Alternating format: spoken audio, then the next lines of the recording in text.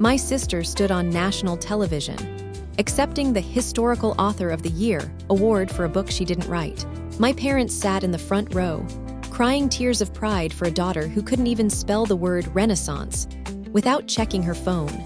I sat in the back row, completely ignored by my family, holding a microphone. I was about to ask her one simple, polite question about a brutal 18th century war described in chapter 12 of her book, a war that never actually happened. But to understand how a lazy college dropout became a literary genius overnight, and how her own family helped her steal my mind, we have to go back to a locked laptop and a stolen manuscript.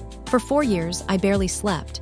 I want to be precise about that, because precision was the only thing that ever protected me in that house. Not love, not fairness, precision. I tracked my hours the way other people track calories, logged my word counts in a spreadsheet color-coded by chapter, because if I didn't measure the cost of what I was building, I would never have survived building it. I was a PhD candidate in early modern history, living in a 400-square-foot studio that smelled permanently of instant coffee and printer toner, pouring everything I had into a historical fiction novel that had started as a side project and slowly become the only thing keeping me upright. 4 years of archival research, 4 years of Sunday mornings in special collections rooms with white cotton gloves and a magnifying loupe, learning how supply lines actually moved through continental Europe in the 1700s, how letters were sealed, how a single forged signature could end a war or start one. 4 years of building a world so dense with truth that even the fictional parts felt like they belonged in a footnote. It was my life's work. I don't say that lightly. I mean, it had become, somewhere in the 3rd year, indistinguishable from the question of who I was. My sister Sloane was the opposite of all of it, in every measurable way. She was 30 to my 27, and she had spent the better part of a decade drifting between half-finished community college semesters and increasingly desperate attempts at social media relevance, posting outfit videos and home decor hauls to an audience that hovered somewhere around 4,000 followers and refused, year after year, to grow. She lived rent-free in our parents' house, in the same bedroom she'd had since high school, complaining at every family dinner that she just hadn't found her big break yet, as though a break were something that simply happened to a person, like weather, rather than something built. Our parents adored her without condition. I don't think they ever stopped to ask themselves why. I think, if pressed, they would have said it was simply easier to love Sloane. She was warm in a room the way I was never warm in a room. She laughed loudly at things that weren't funny. She remembered to compliment our mother's haircuts. I made people slightly uncomfortable with how much I noticed. I'd understood since I was maybe 9 years old that there was a ledger in that house, an invisible one, and I was always somehow in debt on it no matter what I achieved. I didn't resent Sloane for any of that, not really, not back then. I'd made my peace with being the daughter people respected rather than adored. What I never made peace with, what I couldn't have prepared for, no matter how carefully I tracked my hours, was what happened on a Saturday afternoon in March, during one of my increasingly rare visits home. I'd brought my laptop because I always brought my laptop. I was 3 chapters from finishing the first full draft, deep in revisions on the climactic siege sequence, and I'd left it open on the kitchen island while I went to help our mother bring in groceries from the car. When I came back inside, Sloane was sitting at the island with my laptop angled toward her, scrolling. "This is really good, Harper," she said, and she sounded, for one disarming moment, genuinely surprised. "I didn't know you could write like this." I remember feeling something close to joy, not suspicion, joy. My sister, who had never once asked to read anything I'd written, who treated my entire academic life as a slightly embarrassing personality quirk she tolerated at holidays, was sitting there absorbed in my manuscript, scrolling slowly, her lips moving faintly as she read. "You can read more if you want," I told her. "I'm not precious about it. I should have been precious about it." I think about that sentence more than almost anything else from that entire year. She asked if she could borrow a few chapters to read on her phone later, since she had a long drive back from a friend's place that weekend. I didn't think anything of it. I emailed her the file myself, actually. The full manuscript, all 4 years of it, sent directly from my own account because I was proud. because some small, starved part of me had been waiting a decade for a sibling to take an interest in the only thing I had ever built that was entirely my own. 6 months passed. I finished my dissertation proposal.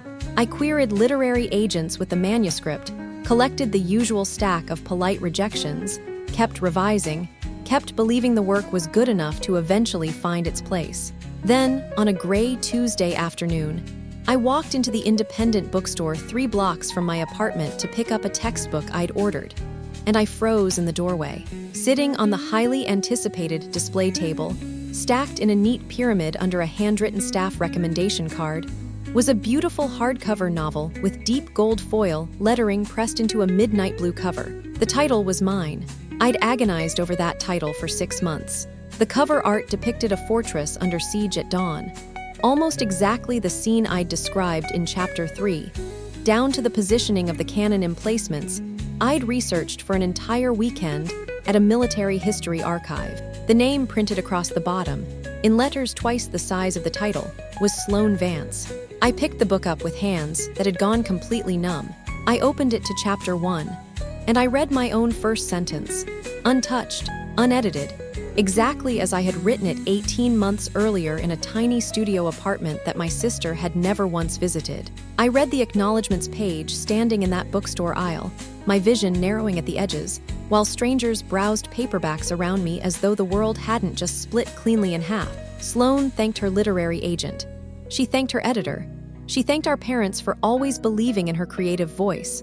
She did not mention my name once. I don't remember the drive to my parents' house. I remember standing in their living room, the book clutched against my chest like evidence, my voice shaking in a way I despised, demanding to know how this had happened. Sloane appeared from the kitchen with a glass of white wine, entirely unbothered, almost amused. "Harper, calm down. I just polished your ideas a little. It's basically a collaboration. You were never going to finish it or send it anywhere. You've been querying for, what, a year now? I actually did something with it." "You stole my manuscript," I said. "Word for word. That's not polishing, that's theft." My mother set down her coffee cup with a small, exhausted sigh, the sound she always made right before delivering a verdict she'd clearly already reached without me. "Harper, you're in a PhD program. You have a future ahead of you, a real career, tenure, respect. Sloane has nothing. She finally found something she's good at. Why can't you just be happy for her? She's good at stealing," I said, and my voice cracked on the word stealing in a way I hated. My father didn't even look up from his newspaper. "Don't be dramatic. You can just write another one. You're the smart one." This is the only win Sloane's ever had. I stood in that living room, 27 years old, holding a stolen piece of my own soul bound in midnight blue hardcover, and I understood something about my family that I had spent my entire life refusing to fully accept. To them, I had never been a daughter with a future of my own. I had been a resource, a reservoir of competence to be drawn from whenever Sloane's well ran dry, and they expected me to refill quietly, gratefully, without complaint, because that was simply what I was for. That night, back in my apartment, I opened my laptop and went looking for the email I'd sent Sloane 6 months earlier, the one with the full manuscript attached. It was gone, not in my sent folder, not in trash, deleted and purged with a thoroughness that told me she hadn't done it carelessly. I checked my cloud backup logs instead, the quiet automated record I'd never thought to mention to anyone. And there it was, a login from an unfamiliar device, 11 days after that Saturday afternoon, downloading the full manuscript file directly. She hadn't just read a few chapters off my screen. She'd taken the entire thing for herself, deliberately, and then covered her tracks with just enough care to suggest she understood, on some level, exactly how wrong it was. I called a lawyer the following week, a tired, kind woman who listened to the whole story with visible sympathy, and then explained, gently, that proving authorship after the fact, without contracts, without a paper trail establishing original ownership beyond a private backup log, would be an expensive, drawn-out fight against a major publishing house with a legal department built specifically to outlast people like me. "You'd need ironclad proof," she said. "Not suspicion, not family testimony, something ugly and undeniable. Otherwise, they'll bury you in motions until you can't afford to keep fighting." I left her office understanding, with a clarity that felt almost peaceful, that the law was not going to save me, not the version of the law available to a graduate student with $6,000 in savings, going up against a New York publisher's retainer. So I went home, and I sat down at my desk, and I opened an encrypted folder I'd created on my hard drive years earlier out of nothing more than academic habit. A folder where I'd always kept research notes, source citations, drafts of drafts, the invisible scaffolding underneath every project I'd ever built. They thought I was just a writer. I remember thinking, my fingers resting on the keyboard, the cursor blinking in that small dark window like something waiting to be born. They forgot I am a researcher, and researchers always cite their sources, even the fake ones. The book became a bestseller in 11 weeks, which I know precisely because I tracked it the way I tracked everything. A quiet, obsessive habit that had once been about craft and was now, increasingly, about survival. I watched my sister's name climb a list I had once fantasized about seeing my own name on, and I felt something curdle inside me that I didn't have a clean word for. It wasn't only jealousy. Jealousy I could have managed. Jealousy was at least honest. This was something closer to vertigo. The sensation of watching reality itself get rewritten in real time by people who had never once cracked open a primary source. While I sat in the audience of my own life with no microphone and no standing to object, I didn't confront anyone again. That part of me, the part that had stood in my parents' living room demanding justice, had been quietly, permanently switched off the night I went looking for that deleted email. I understood now that confrontation only fed them evidence of my supposed jealousy, my inability to be happy for Sloan. So instead I went silent, and I watched, and I documented everything. The way I'd been trained to document everything for 4 years of doctoral work nobody in my family had ever bothered to ask about. My mother called 2 weeks after the bookstore discovery to invite me to Sloan's hometown signing event. It would mean so much to her, she said, in the particular tone she used when she meant it would mean nothing to Sloan, but everything to her own image of a happy, unified family. Just show up, smile, be supportive. I went.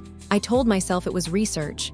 The bookstore had rented folding chairs for the overflow crowd, 200 deep, snaking out the door and around the block in the cold. I stood near the back in a coat I didn't bother unbuttoning, watching my sister sit behind a table stacked with copies of my 4 years.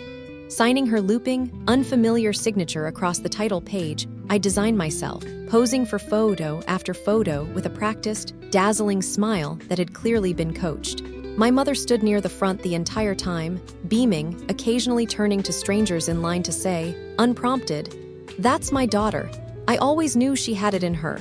Nobody asked which daughter she meant. Nobody needed to. A young woman near the front asked Sloan, starry-eyed, how she developed such a deep, almost obsessive understanding of 18th century European warfare. Sloan didn't hesitate. "I've just always loved history," she said warmly, signing another copy without looking up. "I spent 2 years doing research in European archives, actually, Vienna mostly. It's a real passion of mine."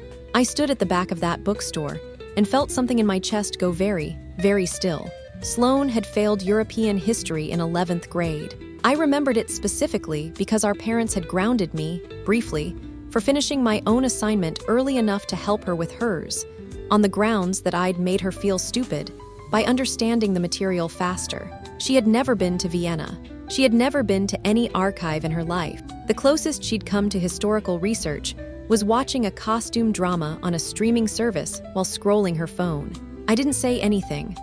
I bought a copy of the book, my own book, paying full retail price for the privilege of owning a physical copy of my own stolen work, and I left before the signing ended. It got worse from there, in the particular grinding way that things get worse when nobody around you believes anything is wrong. A national morning show booked Sloan for a 6-minute segment 2 months later. I watched it alone in my apartment, recording the broadcast on my laptop with a small, clinical detachment that I'd had to manufacture deliberately, because the alternative was screaming at a screen that couldn't hear me. The host, warm and effusive, asked about her writing process.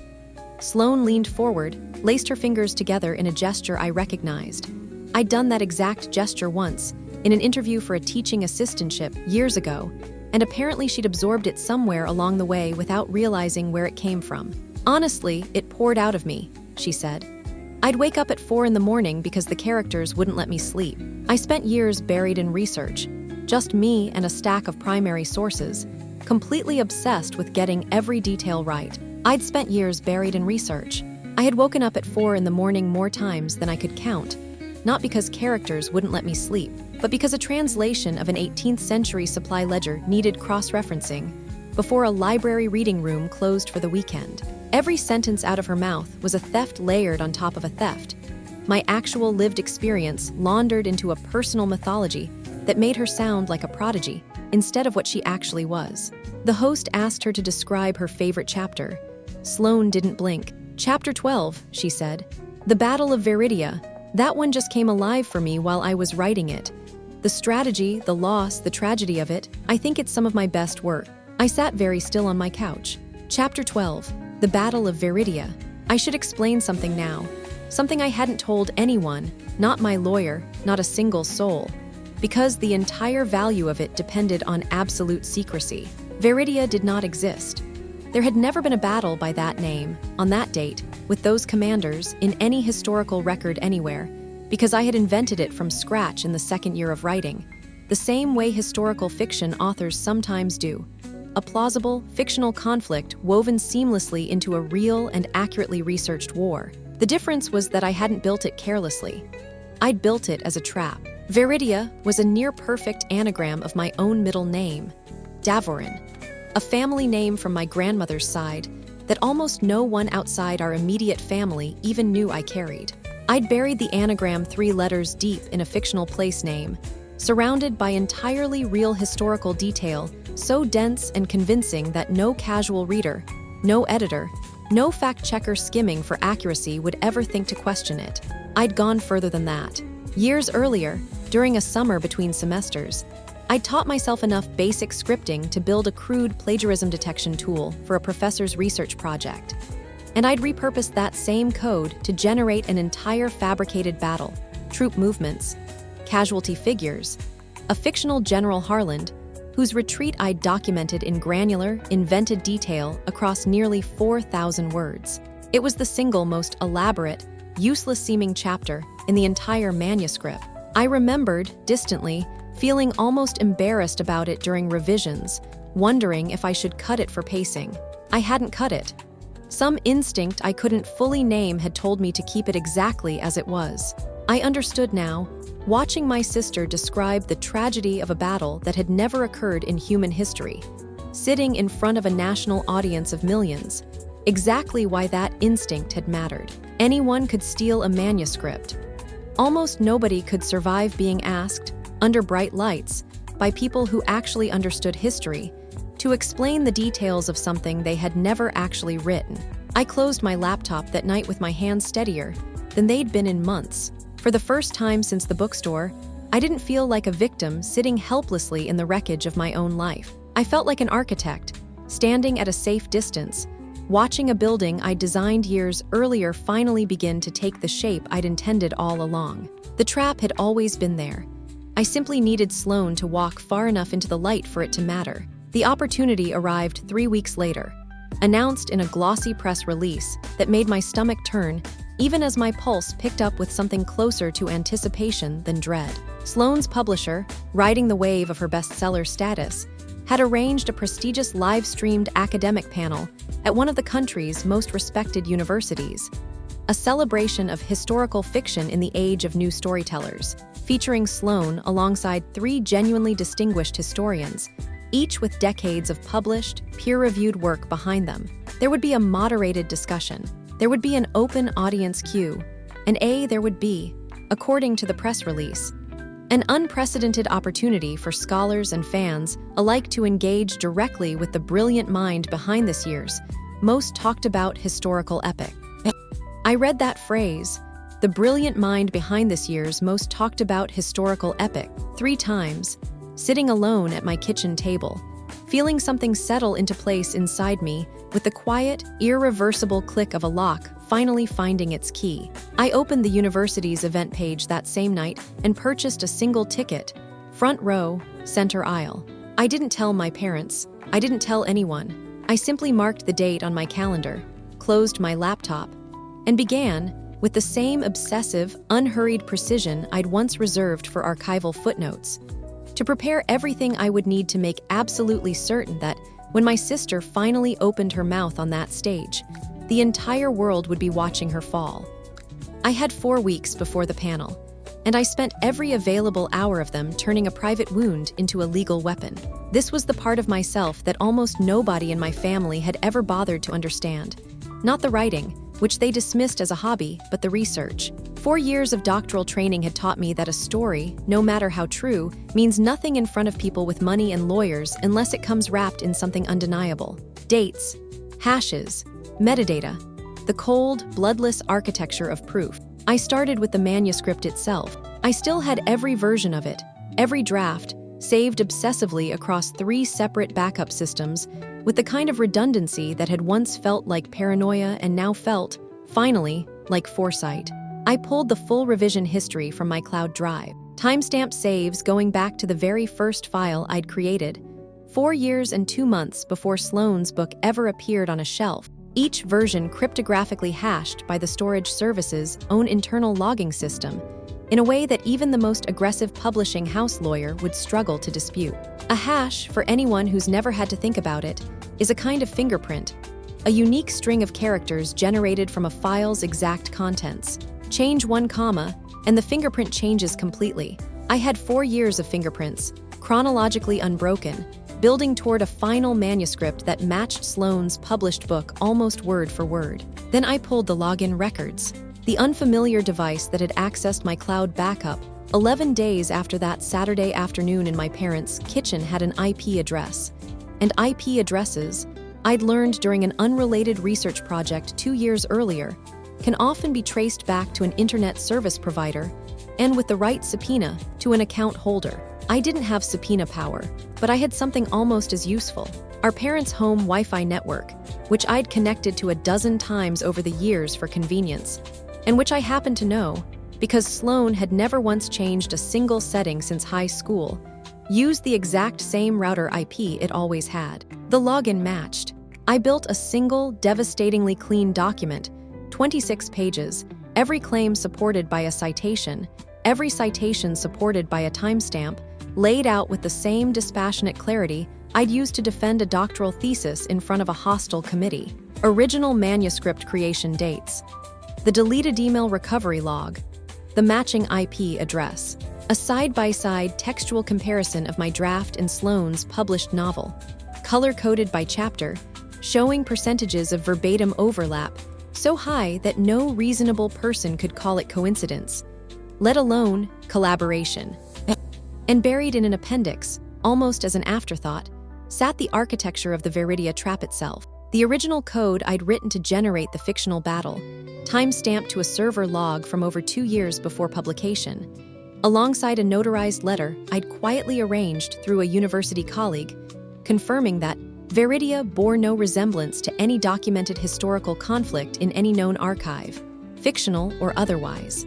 I made 4 identical copies of the full dossier, sealed in plain manila envelopes, addressed by hand. One went to the university's academic ethics board, the body responsible for the historians who would be sharing that stage with my sister, men and women whose entire professional reputations depended on intellectual integrity in a way that made them, I suspected, exactly the right audience for what I was about to do.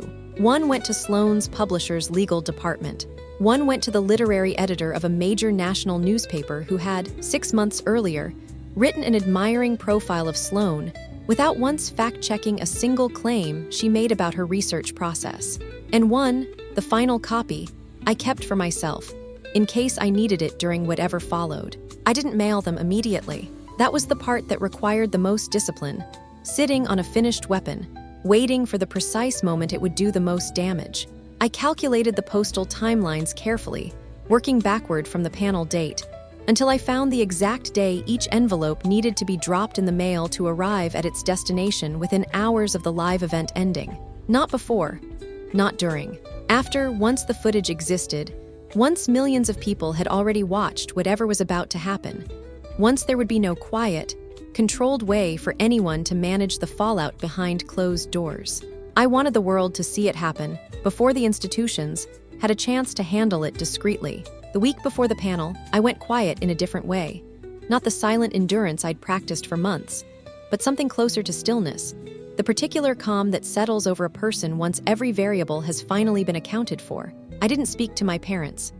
I didn't respond to a single one of Sloane's increasingly frequent social media posts, each one more breathless than the last, counting down to the incredible honor of sharing a stage with the historians who inspired her. I read that phrase, the historians who inspired her, and felt almost nothing at all, which surprised me more than rage would have. I think somewhere in those 4 weeks, the wound had finally finished curdling into resolve. The day of the panel arrived gray and overcast, fitting weather for an execution. The university's largest auditorium had been transformed for the event. Soft stage lighting, a long table draped in deep blue cloth bearing the school's crest, 4 high-backed chairs arranged for the panelists. I arrived 90 minutes early and took my seat in the front row, center aisle, exactly where my ticket had promised. My coat folded neatly across my lap, a single folder resting beside me that I didn't open. The auditorium filled steadily over the next hour. Students, faculty, journalists with university press credentials clipped to their lapels. True crime and bookworld content creators with phones already mounted on small tripods. And scattered throughout, ordinary readers who had genuinely loved the book without knowing or caring where it had actually come from. By the time the lights dimmed for the opening remarks, every seat in the auditorium was filled, with a small overflow crowd visible through the glass doors at the back, watching on a screen because there was nowhere left to sit. The 3 historians took their seats first, each introduced with a litany of credentials that took the moderator nearly 4 full minutes to read aloud. Endowed chairs, peer-reviewed monographs, decades of archival fieldwork. Then Sloane walked out, in a deep emerald dress that probably cost more than my entire research budget for the year, smiling that same dazzling, coached smile, waving to the crowd as though she had personally earned a single second of the applause now rolling through the auditorium. She looked, sitting beside 3 people who had devoted their lives to genuine scholarship, almost comically out of place, and yet utterly unbothered by it, radiant with the particular confidence of a person who has never once been asked a question she couldn't answer with charm instead of substance. I watched her settle into her chair, adjust her microphone, flash a quick, easy smile toward the cameras at the back of the room, and felt my pulse settle into something slow and steady, almost peaceful. The moderator ran through 40 minutes of prepared discussion, broad questions about historical fiction's responsibility to truth, about research methodology, about craft. Sloane answered every question in vague, glittering generalities, leaning heavily on phrases like emotional truth and the human element of history. Whenever a question edged too close to anything specific, and the audience, charmed, ate it up without noticing how carefully she was avoiding any concrete detail at all. Then the moderator smiled out at the crowd and said the 6 words I had been waiting 4 weeks to hear. "We'll now open the floor for questions." A line began forming almost instantly at the microphone stand, positioned in the center aisle. Eager students and journalists shuffling into place. I rose from my seat, folder in hand, and walked toward the back of that line with the same calm, unhurried precision I'd once used to walk into an archive reading room, knowing exactly what I'd come to find. When my turn finally came, I stepped up to the microphone, adjusted it slightly to my height, and looked directly across the stage at my sister. She glanced toward the line of waiting audience members with her usual easy smile, scanning faces out of habit rather than recognition, until her eyes finally reached mine. I watched something behind them flicker, just slightly, the first thin crack of uncertainty I'd seen on her face in over a year. I smiled back at her, warm and pleasant, the exact expression of a supportive, proud younger sister, and I raised the microphone to my mouth. "Hi," I said, and my voice came out steadier than I'd expected, carrying clean and even through the auditorium's sound system. "This question is for Sloane." A ripple of mild curiosity passed through the crowd. Nothing more than that yet, just an audience member addressing the guest of honor by her first name with the casual familiarity of a fan. Sloane's smile widened automatically, performing warmth for a stranger the way she'd performed it for cameras all year. "Of course," she said. "I love hearing from readers." "I really do," I said, and let the smallest pause sit there before continuing. "I've read the book twice now, actually. Chapter 12 is fascinating, The Battle of Viridia. I was hoping you could elaborate a little on the geopolitical consequences of General Harlan's retreat, specifically the diplomatic fallout in the years that followed, since the chapter sort of glosses over it. I watched it happen in real time, the way you watch a structure begin to fail a fraction of a second before it actually collapses. Some imperceptible shift in the load-bearing wall, invisible until suddenly it isn't. Sloane's smile held for exactly 2 more seconds.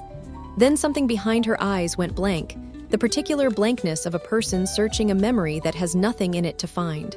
"That's," she started and laughed, a small, bright, performative laugh meant to buy time. "That's such a great question. I think what's so important about that moment in the book is really the bravery of the troops. You know, the tragic loss of life. War is always so much more complicated than the history books make it seem." It was, I knew, the exact same sentence she'd used in 3 separate interviews already. A prepackaged piece of emotional language deployed whenever a question threatened to require an actual fact. I let it hang there, unchallenged, watching one of the historians beside her. An elderly man with decades of published work on 18th century European conflict leaned forward slightly in his chair, his brow creasing with the first stirrings of genuine confusion. "Right," I said gently, almost kindly, "but specifically the diplomatic fallout. Which nations were involved in the post-Veridia negotiations? I'm just curious how you handled the historical record there, since it's such a pivotal turning point in the second half of the book." Sloane's hand drifted to adjust her microphone, a small, nervous gesture I recognized instantly, because it was mine. A tic I'd had since childhood, one she had apparently absorbed somewhere along the way without understanding it didn't come with the rest of the performance. I think I'd rather let the writing speak for itself there," she said, her voice climbing half a register higher than it had been a minute earlier. "I don't want to over-explain my own art, you know. Sometimes the ambiguity is the point." A murmur moved through the historians beside her. The elderly scholar exchanged a brief, loaded glance with the woman seated to his left, the kind of glance shared by people who have spent their careers being able to tell, almost instantly, when someone in their field is bluffing. I let the silence stretch for 2 full seconds, the longest 2 seconds of my entire life, watching my sister's composure fracture in real time in front of a packed auditorium, and a live stream audience I would later learn numbered in the hundreds of thousands. Then I leaned into the microphone. "That's a beautiful answer, Sloane," I said. "Which is impressive, considering the Battle of Veridia never happened." The auditorium went very quiet, the particular quiet of a room that hasn't yet decided whether it heard what it thinks it heard. "I made it up," I continued, my voice carrying clean and unhurried through the silence. 3 years ago. Veridia is an anagram of my middle name, Davorin. I wrote it myself, along with the rest of the novel, including every chapter, every character, and 4 years of archival research that I have a complete, time-stamped, cryptographically verified record of. I'm Sloane's younger sister. My name is Harper Vance, and I'm the actual author of this book. The first sound from the crowd was a single, sharp gasp, immediately followed by the rising murmur of 200 people, all turning to whisper to the person beside them at once. I watched the historian who'd written entire monographs on 18th century warfare lean toward his microphone, his expression shifting from confusion into something colder, more clinical. "I'm sorry," he said. "Did you say the central military conflict of this novel is entirely fictional?" "Invented. Completely," I said. "There's no historical record of it because it never existed. I built it deliberately, with a hidden authorship marker embedded in the name, specifically because I suspected someone might eventually try to claim my work without understanding it well enough to defend it under questioning." I turned, slowly, to look directly at the moderator. "I'd like to project something, if I may. I have a QR code that links to a public, time-stamped archive of the original manuscript, the metadata proving its creation date, and documentation of how it was accessed without my consent. I'd encourage everyone here, especially the panel, to review it."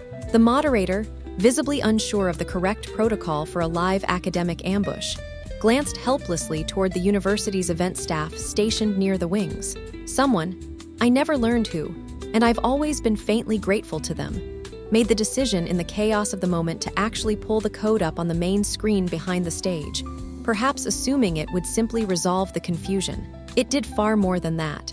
The QR code filled the massive screen above my sister's head, 12 feet tall.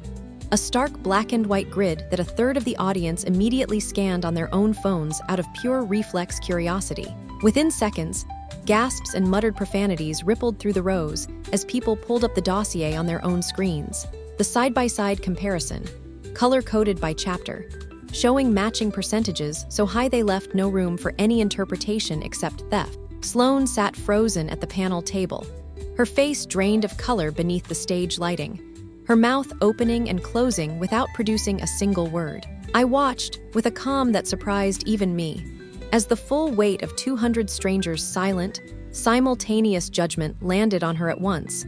The precise public reckoning I had spent 4 weeks engineering down to the minute. "This is a misunderstanding," she finally managed, her voice cracking, the polished media training evaporating completely under real pressure for what was likely the first time in her life. "Harper, why would you do this to me? We're family. You stole 4 years of my life and let our parents tell me to be grateful for it," I said, my voice still even, still calm, carrying clearly across a silence so complete I could hear my own pulse in my ears. "This isn't me doing something to you. This is the truth, finally being allowed to exist in the room." The historian beside her, the one with decades of published, rigorously fact-checked work behind him, looked at Sloane with an expression of pure professional disgust. "You sat in front of this audience," he said slowly, "and fabricated answers about a battle in front of historians on the basis of work you did not write and apparently cannot even discuss." Sloane didn't answer. She had started to cry, mascara streaking exactly the way it had in every photo I'd ever seen of her crying for sympathy. Except this time, there was no audience left inclined to give her any. The moderator, visibly out of his depth, called for a brief recess that everyone in the room understood was never going to reconvene. I walked back to my seat, retrieved my coat, and left the auditorium before the chaos fully erupted, my heart pounding not with panic but with something I hadn't let myself feel in over a year. Relief, maybe, or something closer to peace. By the time I reached my car in the parking structure outside, my phone had already started buzzing without pause. The fallout moved faster than even I had anticipated. The clip of the confrontation, shaky phone footage from someone in the third row, was online within the hour and had crossed 2 million views by midnight. The 4 mailed dossiers arrived at their destinations the following morning exactly as scheduled, landing on desks already buried in frantic phone calls from people who had spent the previous evening watching the footage on a loop. Sloane's publisher issued a statement within 48 hours, announcing they were reviewing the matter internally, which lasted exactly as long as it took their legal department to read my documentation. They dropped her 3 days later and filed suit to recoup the 6-figure advance she had already spent. Her social media accounts, once approaching 500,000 followers, were quietly deactivated within the week. The entire architecture of her invented success erased from the internet with the same speed it had been built. My parents called repeatedly. I let it ring.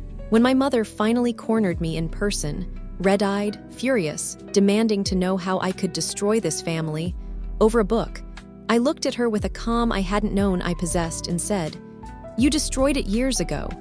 You just never had to watch it happen on camera before." I blocked both their numbers that same afternoon and have not spoken to either of them since. A rival publisher reached out to my agent within the week, an agent I acquired, almost effortlessly, the moment my name became attached to a viral act of literary justice rather than a quiet academic footnote.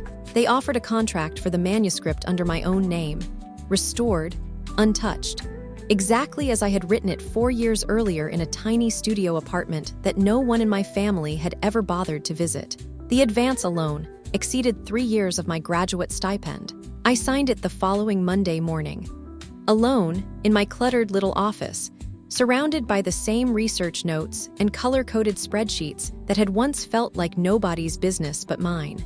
My sister stood on national television, accepting an award for a masterpiece she didn't write. My sister stood on national television, months later, begging for a career she didn't earn, destroyed by a masterpiece she didn't read. I never raised my voice once.